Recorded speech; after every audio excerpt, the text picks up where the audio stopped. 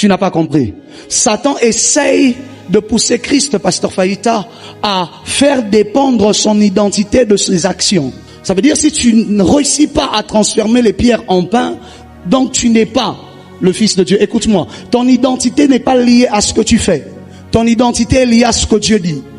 Il n'est pas le Fils de Dieu parce qu'il change la pierre en pain. Il est le Fils de Dieu parce qu'au Jourdain la voix a dit, celui-ci est mon Fils bien-aimé. Le problème de la crise de cette génération, c'est que c'est une crise identitaire où on veut lier l'identité des gens à ce qu'ils font. Si tu es prophète, prophétise. Ce n'est pas parce que je prophétise que je suis prophète, mais c'est parce que je suis prophète que je peux prophétiser. Ton amen n'est pas arrivé. Et ainsi, les gens font les choses pour prouver ce qu'ils sont, au lieu d'être et de laisser les choses se faire. Parce que si tu changes les pierres en pain, parce que Satan te le demande, ça veut dire que tu ne vis que dans le besoin de prouver. Tu seras incapable de reconnaître la faim du peuple lorsqu'ils auront faim et qu'il n'y aura pas de pain. Toi, tu devras multiplier le pain. Il y a des gens qui ont hypothéqué l'onction, qui devaient servir à la foule d'être nourris de pain, devant un diable à qui ils essayaient de prouver qu'ils étaient le Fils de Dieu. Oh, je ne sais pas si c'est que je dis quelqu'un le comprend. Je ne sais pas si c'est que je dis quelqu'un le comprend. Ça veut dire que ton identité n'est pas définie par ce que tu fais. Ton identité est définie par ce que Dieu a dit que tu es. Je refuse ce soir que tu sortes de ce lieu et que tu te trouves comme un moins que rien. Parce que hier tu as échoué aux examens d'État. Ton identité n'est pas liée à ce que tu as fait. Ton identité est liée à ce que tu es. Mais prophète, de quoi tu parles? Jérémie n'avait encore donné aucune prophétie. Que Dieu lui a dit avant que tu ne sois, que tes parents ne t'aient connu, avant que tu ne sois formé dans le sein de ta mère. Moi, je t'avais connu, je t'avais établi. Prophète, il parle d'établir au passé à un homme qui n'est même pas au courant qu'il est prophète. Ça veut dire que tu n'es pas quelque chose parce que tu sais que tu l'es. Tu l'es même sans savoir que tu l'es. N'essaye pas de lier ton identité avec ton péché d'hier. N'essaye pas de lier ton identité avec ton échec d'hier. Tu n'es pas ce que les hommes disent que tu es. Tu es ce que Christ dit que tu es. Oh, on l'appelait la femme à la perte de sang parce qu'on avait lié son identité à sa condition présente. On l'appelait la femme prostituée parce qu'on avait lié son identité à la condition des actes qu'elle avait posés. On l'a appelée la femme adultère au point d'oublier leur nom, au point d'oublier leur identité à cause d'un acte qu'ils avaient posé. Je déclare et je décrète que je te déconnecte de tout acte maintenant qui était en train d'influencer ta réelle identité en Christ. Ton amen n'est pas arrivé ici devant. Je dis, je déclare et je décrète maintenant. Je te déconnecte de cet échec qui était en train de manipuler ton mental pour te faire croire que toi tu es un bon à rien. La Bible déclare, je prie tout par celui qui me fortifie. Écoute-moi, ça ne dépend pas de ce que j'ai fait hier. Ne me définis pas parce que tu me vois produire aujourd'hui. Mon identité est supérieure à cela.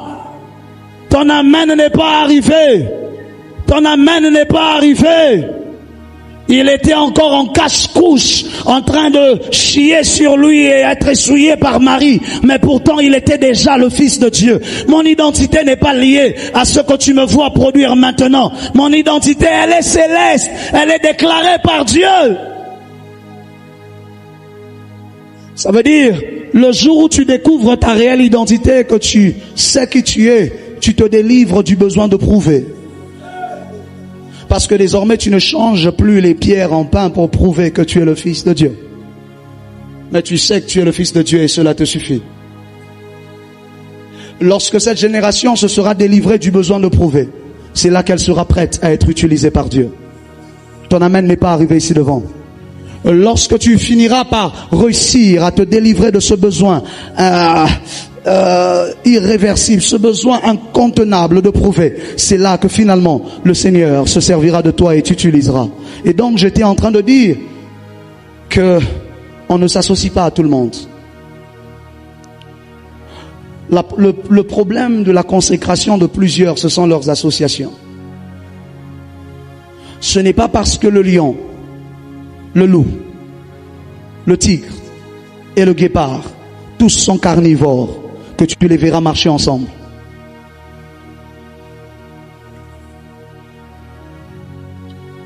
Je te laisse digérer, je vais venir. Ce n'est pas parce que le lion, le loup et le guépard mangent tous la même chose qu'ils marchent ensemble. Ça veut dire on ne définit pas nos associations par rapport à notre alimentation.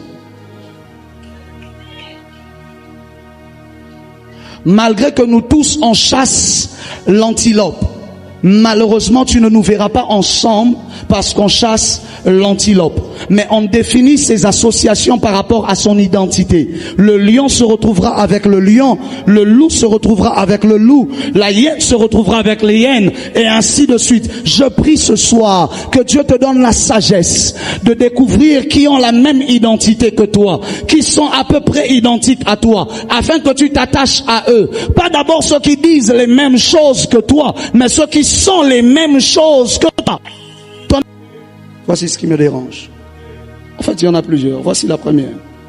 La Bible déclare que tous deux, parlant de Zacharie et d'Élisabeth, tous deux étaient justes devant Dieu, prophète Gratien, observant de manière irréprochable. Dis avec moi, irréprochable.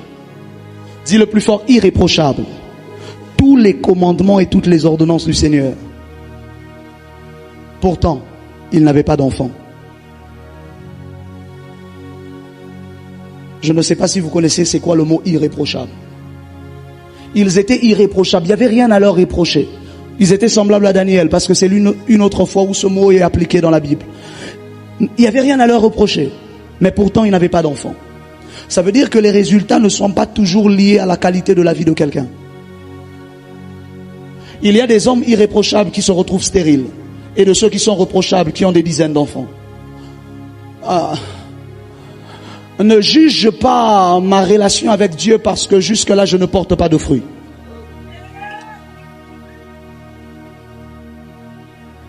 Ce n'est pas parce que mon ministère n'avance pas encore que je n'ai pas Dieu. C'est possible d'être irréprochable mais d'être stérile. Ce n'est pas parce que quand je sors un chant, il n'y a que 10 personnes qui l'ont suivi et 5 qui ont cliqué j'aime dans le mien, que ça veut dire que j'ai péché. Parfois, on est plus saint que les autres, mais ça ne marche pas quand même. Parce que les résultats ne sont toujours pas définis par la qualité de notre vie. La vie nous enseigne qu'il arrive qu'il y ait des esclaves qui marchent à pied, des esclaves qui marchent à chevaux et des princes qui marchent à pied. Il arrive que des hommes qui se consacrent soient stériles et ceux qui n'ont pas de consécration prospèrent.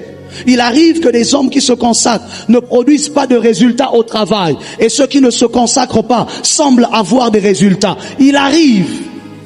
Ça veut dire que si tu commences à définir la qualité de ta consécration par rapport à tes résultats, tu es déjà dans un problème. Voilà pourquoi tu risques de diminuer ta consécration, voir des résultats plus que toi.